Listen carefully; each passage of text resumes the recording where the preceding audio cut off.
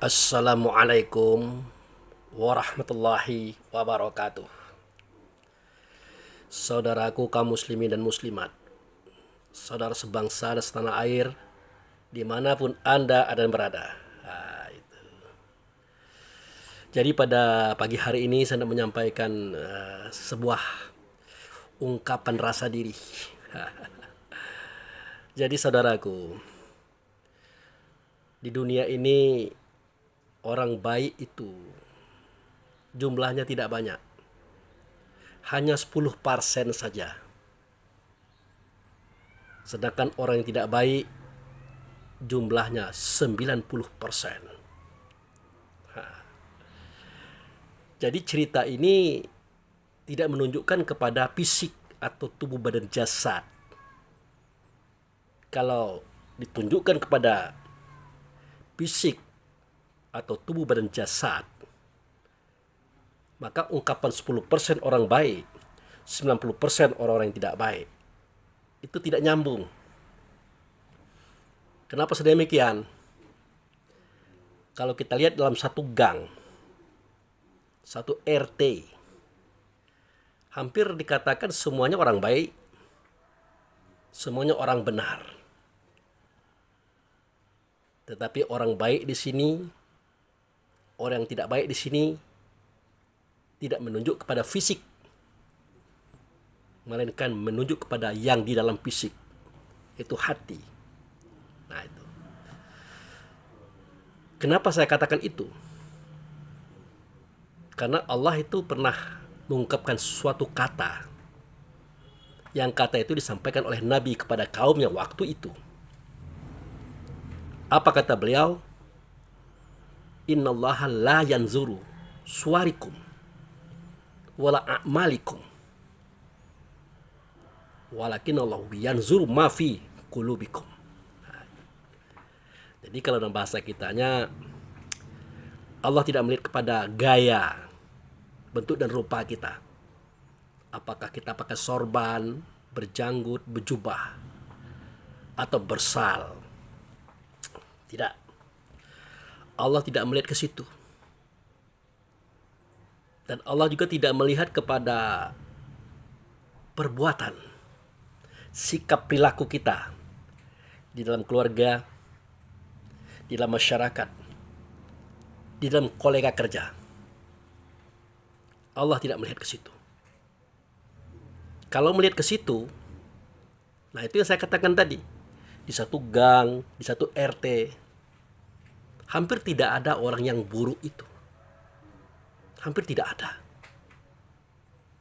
Nah, seketika kita buktikan kebenaran ungkapan tadi, bahwa orang baik itu hanya 10%,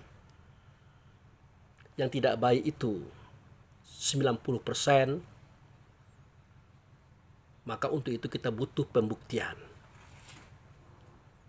Jadi pertanyaannya, apa itu baik? Siapa itu orang baik? Mana dianya orang baik? Nah, orang baik itu adalah orang yang berjibaku, berjalan menuju kepada Tuhannya. Caranya?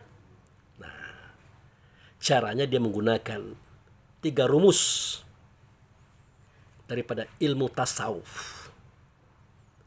Ilmu kehalusan budi, kehalusan diri, kehalusan rasa. Apa itu? Pertama, tahalli. Tahalli itu artinya membersihkan diri dari sifat ajib, riya, takabur, iri, dengki, hasud, fitnah, tamak, loba, dan sombong, yang bermula daripada sifat hawa nafsu dunia syaitan. Jadi dari hawa nafsu dunia syaitan inilah munculnya 10 sifat tadi. Nah, dia bersihkan diri tadi. Diri yang mana? Bukan diri tubuh, tetapi diri yang ada dalam tubuh, tepatnya dalam hati. Itu ruh. itu dibersihkan. Siapa yang membersihkan? Orang itukah atau ada yang lain? Bukan orang itu, tetapi Allah yang membersihkannya melalui Rasul. Rasul yang membersihkannya melalui Jibril. Jibril itu petugas yang membersihkan diri yang sebelah diri pada kita. Nah, bagaimana kejadian ini bisa terjadi? Itulah yang dialami oleh beliau dalam kajian syariat sebelum beliau melaksanakan Isra wal Mi'raj. Kan dikatakan oleh Allah dan Rasul, alam nasrah laka sadrak. Adakah tidak Tuhanmu telah melapangkan dadamu, hai Muhammad. Dan ceritanya kan begitu.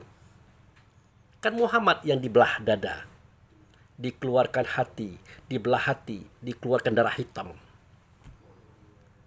dalam bentuk hawa nafsu dan syaitan yang melahirkan 10 sifat tadi. Kan Muhammad yang dibedah. Padahal yang ngomong itu adalah Muhammad. Apa kata Allah melalui Muhammad kepada kaumnya, termasuk pada kita? Adakah tidak aku telah melapangkan dadamu, membedah hatimu, mengeluarkan penyakit yang ada dalam hati. Nah, kejadian itu hanya terjadi seketika orang baik tadi berjalan menuju Tuhannya, di tempat bertemu dengan Tuhan, di dalam sholat. Maka berkata Allah melalui Rasul, yang kata-kata itu ada pada surat Al-A'raf ayat 43. Wa nazza'na ma fi sudurihim min ghillin tajri min tahtil anhar. Tempat yang mengalir air di bawahnya itu air Zam-Zam. Di situ kami cabut penyakit hati dalam dada mereka. Nah, itulah kami yang mencabut, yaitu Allah, Rasul, Jibril. Jadi Jibril ini adalah petugas daripada Rasul. Rasul adalah petugas daripada Allah. Allah yang memiliki semua petugas itu. Nah, itulah processing daripada tahali. Menyuci, membersihkan, mensucikan diri. Artinya bukan kita yang mensucikan, tetapi Allah dan Rasul dengan petugasnya yang saya katakan Jibril tadi. Lalu Jibril ini nanti banyak versi, banyak tafsir. Termasuklah orang yang memberikan tausiah kepada orang lain dalam rangka membersihkan dirinya, diri orang lain. Pada waktu itu peranannya adalah Jibril.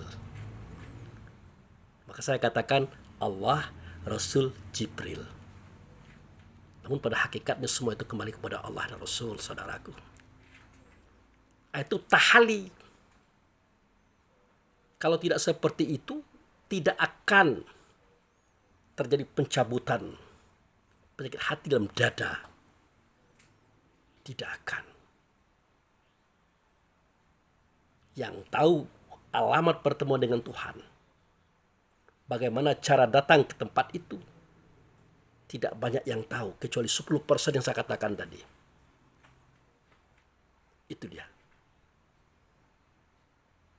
Nah, yang kedua, orang baik itu dia mengalami proses tahali. Tahali. Artinya, setelah dibersihkan penyakit dalam dada itu, tepatnya di hati, setelah dicabut oleh Allah dan Rasul di tempat pertemuan dengan Tuhan, di mana di situ mengalir air di bawahnya, tentu diisilah dia dengan iman, Islam, tauhid, ma'rifat, dengan sifat sidik, amanah, tabligh, fatonah.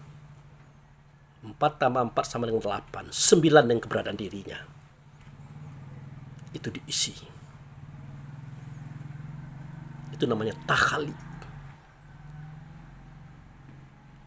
Siapa yang bisa memahami bahasa ini? Siapa yang mampu memahami kata-kata ini? Kalau bukan orang yang 10% itu. Nah, setelah dia mengalami processing tahali, yaitu pengosongan diri daripada kotoran diri, kemudian masuk pada takhali, mengisi diri dengan iman, Islam, tauhid, ma'rifat, dengan sidik, amanah, fatonah, maka berhaklah dia mengalami apa yang dialami oleh Nabi Muhammad dalam kajian syariat, ya, untuk tajalli,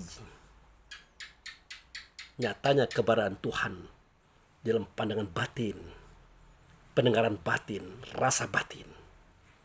Terjelilah Tuhan itu. Seketika Tuhan terjeli, maka dia mengungkapkan kata asyhadu an la ilaha illallah wa asyhadu anna Muhammadar Rasulullah.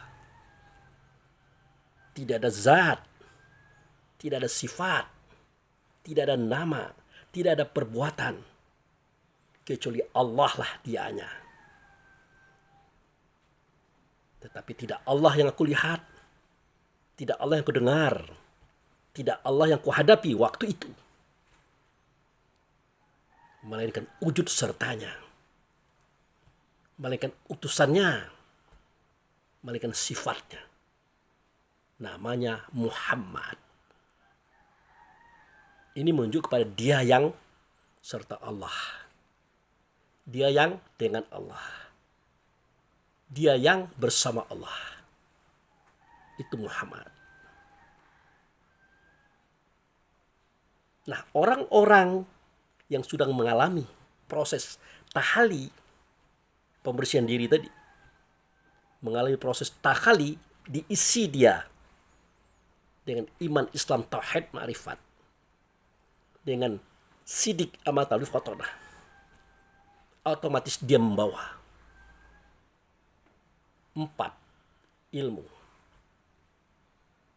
iman, Islam, tauhid, ma'rifat, dan 4 sifat Muhammad: sidik, amanah, tabligh, fatonah. Nah, kalau sudah dia miliki, tertanam dalam dirinya itu, yang 8 tadi, maka terjelilah Allah dan Rasul di dalam pandangan hatinya, di dalam pemikirannya dan perasaannya.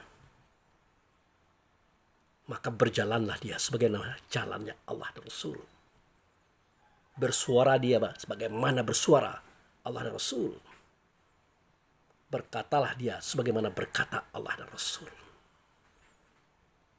Mungkinkah orang ini jumlahnya 100%? Tidak, saudara. Tidak. Hanya 10% saja. Nah, itu orang yang baik yang saya maksud. Nah, 90% orang-orang yang tidak baik tadi, bukan berarti fisik dan perbuatannya, tapi dia menjurus pada hati. Itu mereka bukan orang-orang biasa juga. Terkadang dia pangkatnya profesor, doktor, magister, sarjana agama. Terkadang dia berpangkat ulama, kiai, ustaz, imam, khotib, bilal. Itu pangkat dunia yang dia sandang. Tetapi yang di dalam itu tidak sama dengan pangkatnya. Karena pangkat yang tertinggi itu adalah Khalifatullah wa Khalifatul Rasul. petugas Allah, petugas Rasul yang mereka sudah dibekali dengan iman, Islam, tauhid, ma'rifat. Iman itu cermin bagi Allah, wajib pada Muhammad, cahaya pada kita. Islam itu titah daripada Allah, sifat daripada Muhammad, wajib pada kita.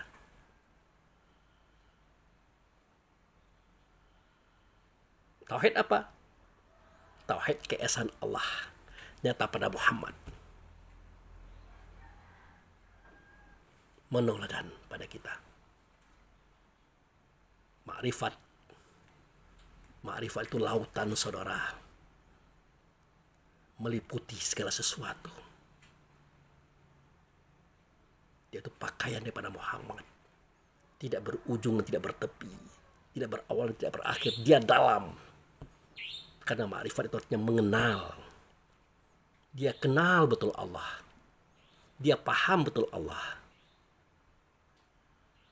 Kenalnya, pahamnya tentang Allah, itu ada padanya. Semestinya dia adalah menoladan pada kita. Ma'rifat itu menoladan ianya pada kita. Maka real adanya, kita akan menjadi orang baik.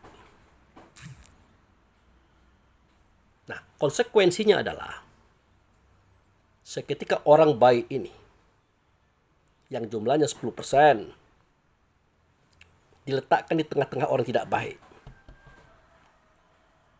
apa yang terjadi? Yang terjadi adalah orang yang terburuk di dalam kelompok itu bukan orang-orang yang tidak baik, tetapi orang yang baik tadi. Itulah orang yang terburuk di dalam kelompok itu. Kata siapa? Ya kata kelompok itu yang jumlahnya 90% tidak baik. Kata mereka. Makanya yang 10% tadi menjadi bulanan-bulanan fitnah. Menjadi tumbal-tumbal fitnah di dalam masyarakat itu. Karena setiap kebaikan yang dia buat akan menjadi fitnah bagi mereka yang tidak baik tadi. Apalagi kalau dia berbuat yang tidak baik, tambah parah. Artinya dia baik saja dianggap tidak baik oleh kelompok ini. Dijadikan bahan cerita. Apalagi orang baik tadi bercerita tentang amaliyah, tentang empati kepada masyarakat yang lemah tak berdaya di kalangannya. Nah, itu akan melahirkan fitnah yang besar. Katakanlah mungkin orang baik tadi dia miskin secara harta benda, tidak kaya, tetapi dia punya teman yang banyak, yang sama-sama baik, uangnya ada, kekayaannya ada, hartanya ada. Nah, rasa empati, rasa keprihatinannya terhadap masyarakatnya menjadikan orang baik tadi bercerita. Apa ceritanya? Di tempatku ada orang yang susah. Oleh karena itu, bantu aku untuk menolongi atau membantu kesusahannya. Nah, seketika itu dilakukan oleh orang baik, diketahui oleh orang yang tidak baik, pasti akan menjadi fitnah. Pasti. Kenapa? Karena ada aliran dana. Jika mereka mendapatkan aliran dana, biasanya mereka lakukan itu sebagaimana apa yang dia pikirkan terhadap kita orang baik. Seandainya kita adalah orang baik, tapi kita tidak boleh mengatakan kita orang baik. Biar Allah dan Rasul menilai. Jangan kita. Itu yang terjadi. Contoh misalnya, seketika ada seorang yang meninggal dunia hari Jumat. Dia mau dikuburkan dengan cepat sesudah sholat Jumat. Orang tukang gali kubur biasanya digaji 400.000. Begitu ketetapan di kelurahan. Nah, tukang gali kubur ngomong sama dia, Pak, bisa enggak kira-kira ditambah 400.000 itu menjadi 500.000? Karena kami menambah personil. Ya tentu orang itu berkata, bisa. Tapi saya tanya dulu kepada ahli rumah. Ternyata ahli rumah mengatakan, oke, siap. Nah, kalau itu siap, tolong Anda antarkan kepada penggali kubur tadi. Jangan saya. Nanti jadi fitnah. Nanti menjadi fitnah. Belum selesai lidah ini berkata. Datanglah seorang yang taat, statusnya imam, marah-marah, mengatakan tidak benar itu. Sayalah yang menetapkan harga 400, bukan 500. Emosi dia. Diberi penjelasan, dia tidak mau. Ngotot. Kita mau bilang apa? Nah, datang pula yang satu lagi, ketua RT. Sama. Diberi penjelasan. Nah, dia mau mendengar penjelasan. Yang uniknya, dia tetap ngotot, marah-marah. Kenapa? Karena dalam mindset pemikirannya, yang harganya 400 dijadi ke 500. 100.000 itu. Orang itu yang mau mengambilnya. Itu udah mindset pemikirannya. Kok bisa begitu cara berpikirnya? Itulah secara tak langsung. Dia membuka aibnya. Dia menyebur aibnya di tengah orang ramai. Bagi mereka yang punya pandangan makrifat. Tahu kisah ini. Tapi bagi mereka yang tidak punya pandangan makrifat, apalagi sama dengan dia, rombongan, rame-rame menceritakan, mendiskusikan. Maka kena fitnahlah orang baik itu. Tersebar.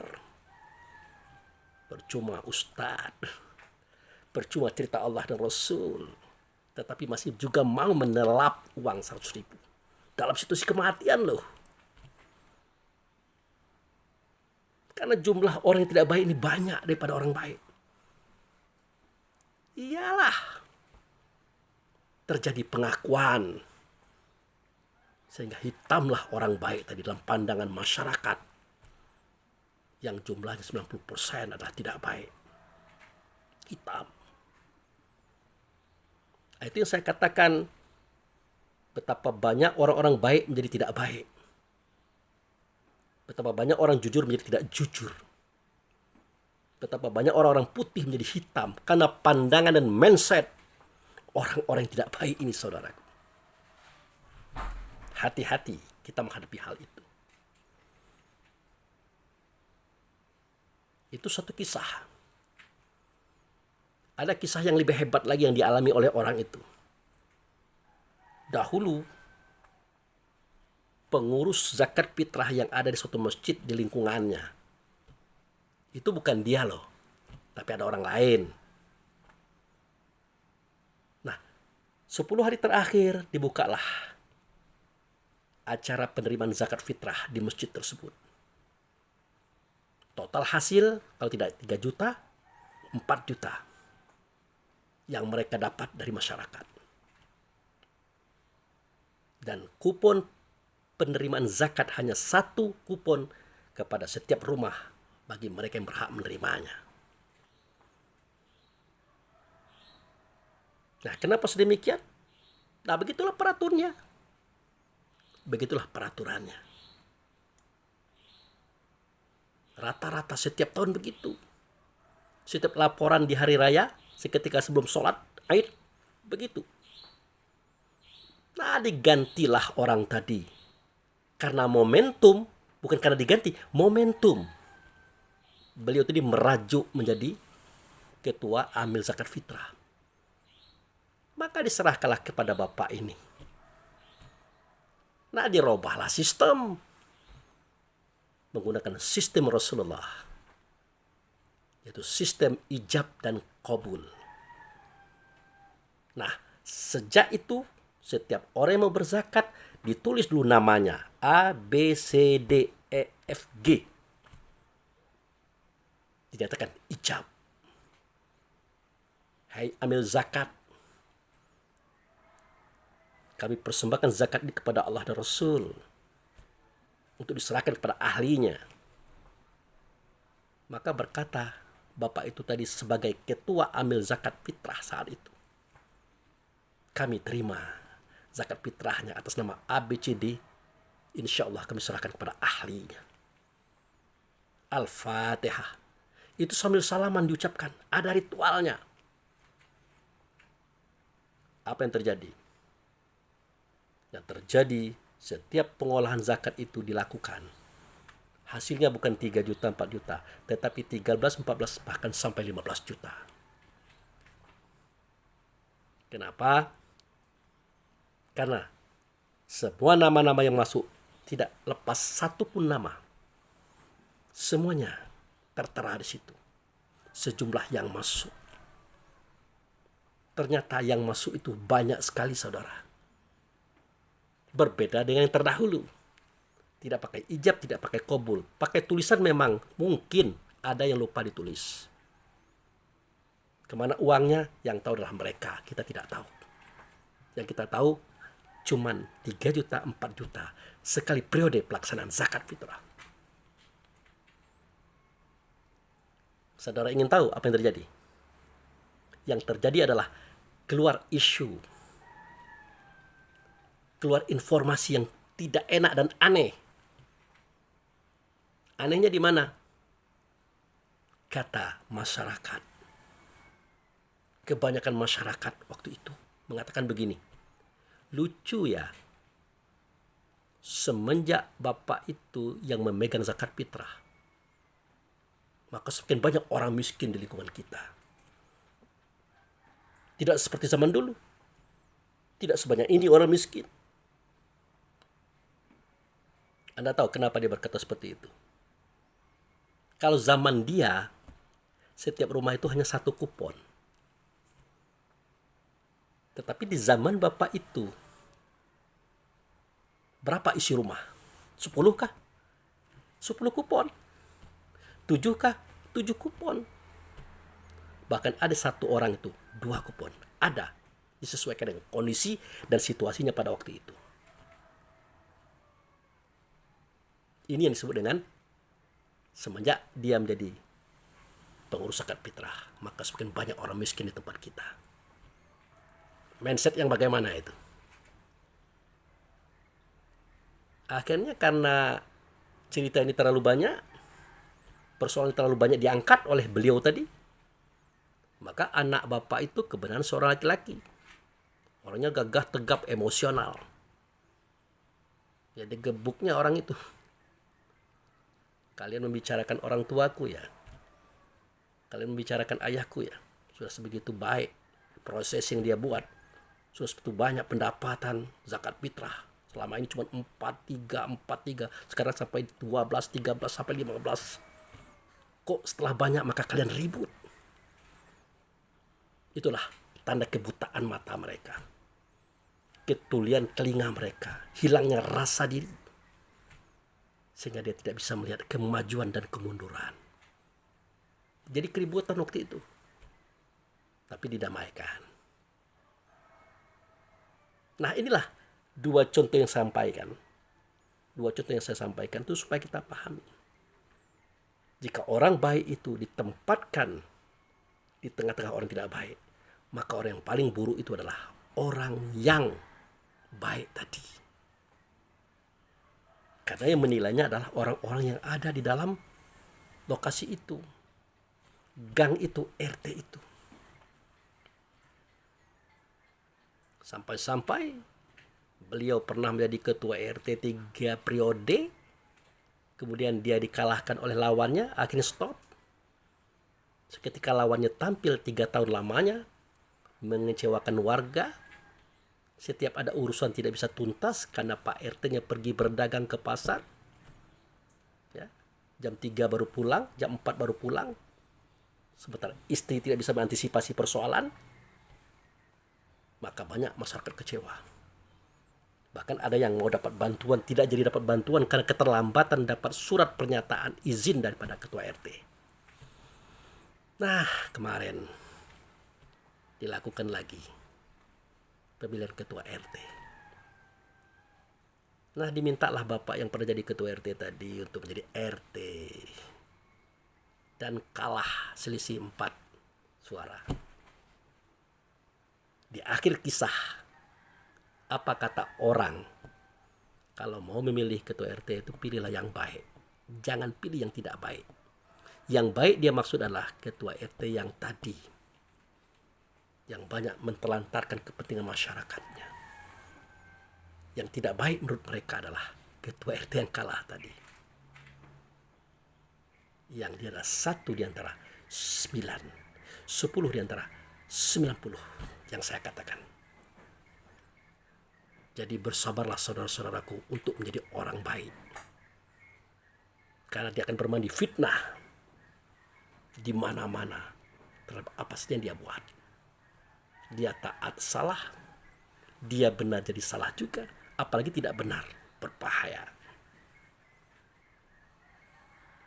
Namun bagi kita yang belum baik, ingin menjadi baik, teruslah berjalan menuju Allah Rasul. Kuatkan hati, kuatkan diri, bersikukuhlah mengejar agar dapat memenuhi diri dengan 3 hal dalam ilmu tasawuf. Tahali, tahali, tajli. Biar kita mendapatkan iman, Islam, tauhid, ma'rifat. Sidik, mana, tabligh, fatonah. Biar kita menjelma menjadi khalifahnya Allah dan Rasul untuk mewujudkan keberadaan Allah dan Rasul di alam semesta. Berjuanglah. Nah, terhadap fitnah, bersikaplah.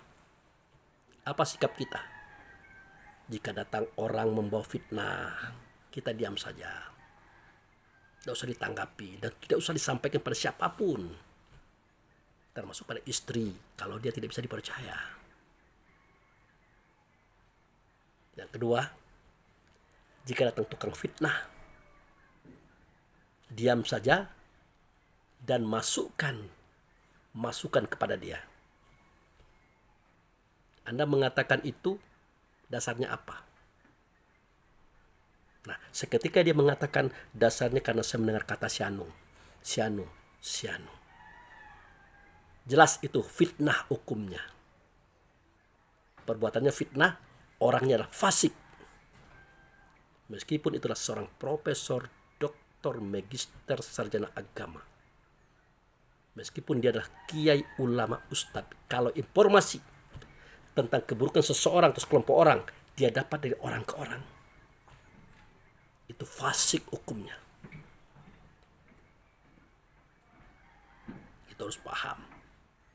Makanya pada surah Al-Hujurat ayat 6 kalau saya tidak salah, in ja'akum fasiqun binaba'in fattabayun.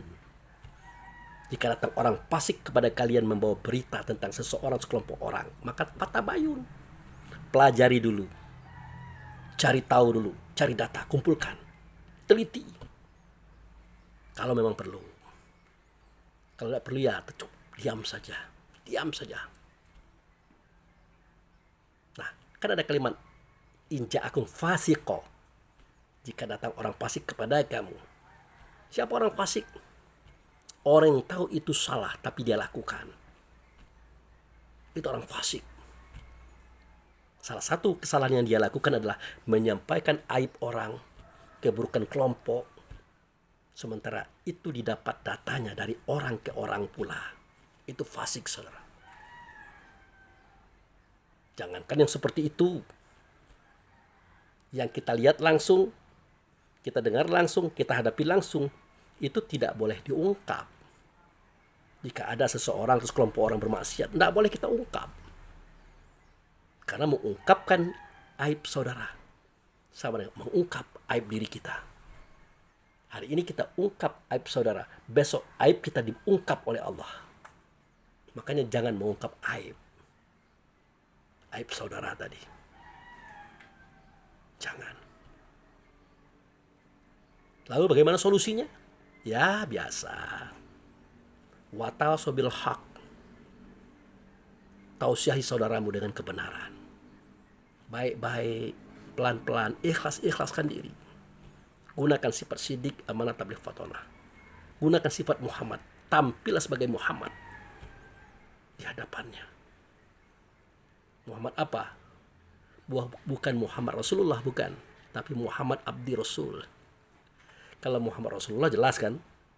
Muhammad atau sifat, dia itu utusan Allah.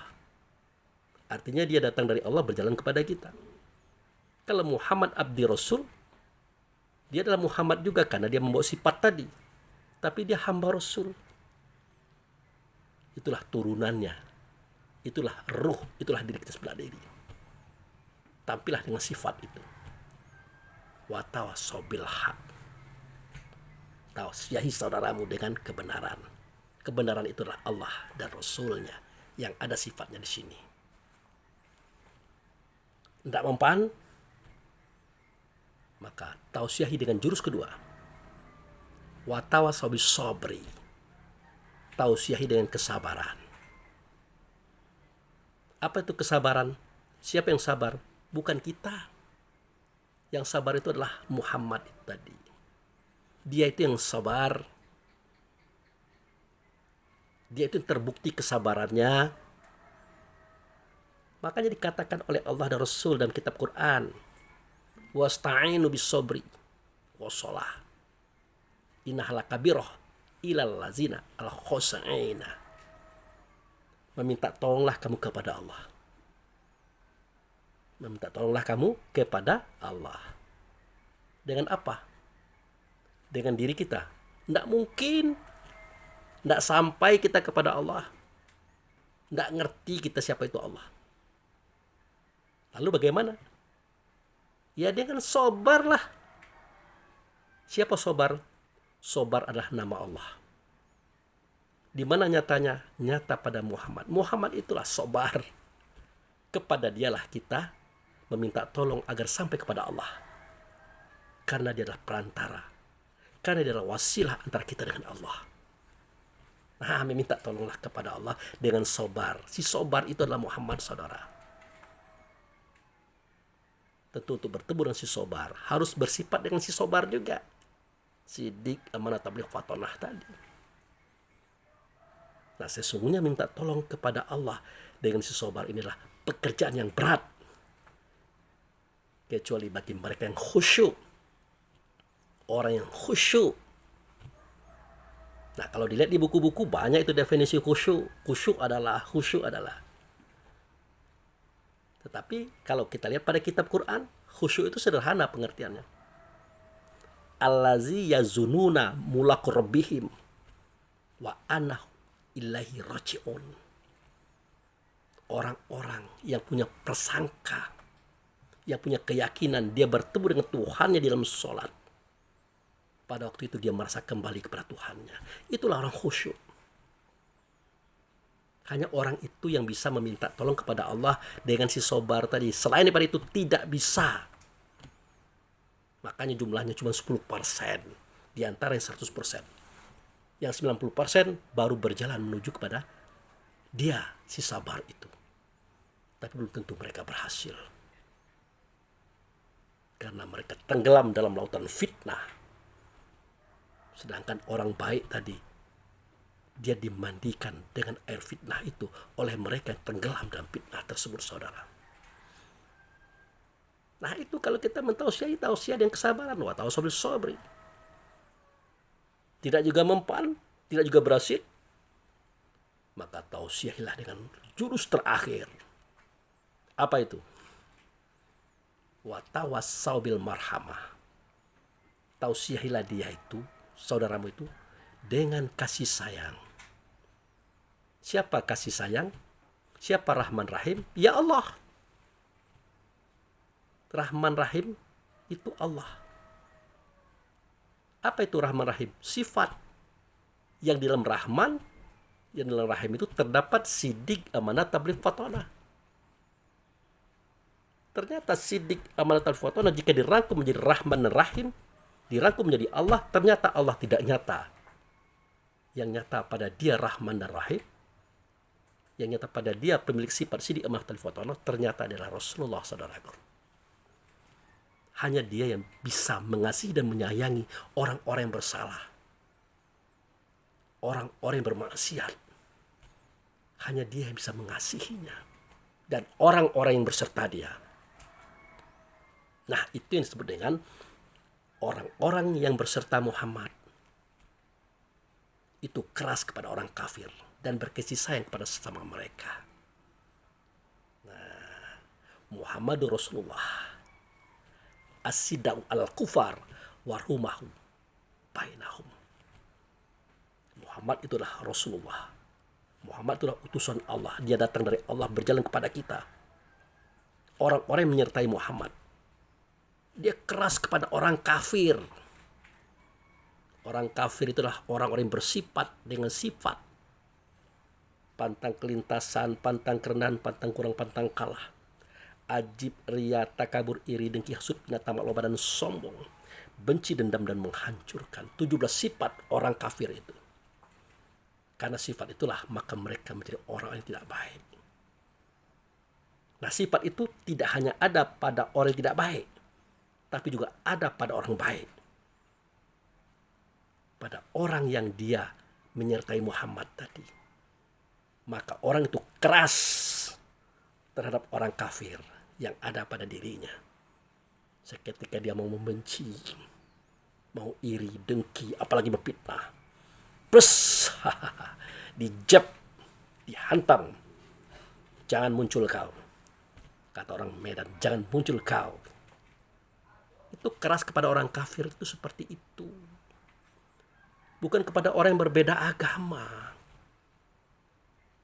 Mau namanya Nasrani, Yahudi, Buddha, Konfusius, Majusi, itu kan merek-merek orang yang di dalamnya mereka punya keyakinan tentang Tuhan. Nah, perbedaan pendapat kita dengan mereka tentang Tuhan itu adalah hak mereka loh. Itu adalah pencapaian mereka. Jangan disalahkan, tidak boleh. Dan itu tidak bisa dikatakan kafir, tapi berbeda pandangan dan pendapat tentang Tuhan. Itu yang terjadi antara kita dengan mereka yang berbeda merek. Itu pencapaian mereka. Hargai, jangan dilecehkan, jangan dihinakan. Jadi kafir itu yang mana? Yang kafir itu siapa? Allah mengatakan, Rasul yang menyampaikan pada surah At-Tagabun itu jelas. Wallazi khalaqakum faminkum kafiru wa minkum mu'minun. Dia menjadikan batang tubuhmu yang satu, di dalamnya ada yang beriman, di dalamnya ada yang kafir. Atau di dalamnya ada yang kafir, di dalamnya ada yang beriman. Siapa yang kafir? Innal insana li rabbil lakanun. Yang kafir itu namanya adalah insan atau manusia. Dari mana dia diciptakan? Dari air sulbi. Apa itu? Fisik, badan jasad. Makanya dinyatakan kalimahnya falyanzul insanu mimma khuliqa mimma indafik yakhruju mimbun wa taraib. Adalah manusia itu memperhatikan dari apa dia dijadikan. Sesungguhnya dia dijadikan dari air sulbi yang memancar dari tulang rusuk.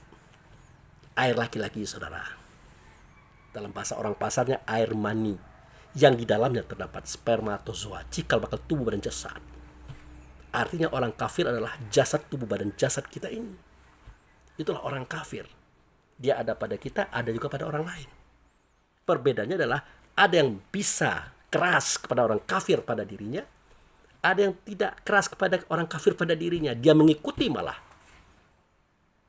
Meskipun mereka bermerek dengan merek Islam. Itulah yang saya katakan orang-orang yang buruk.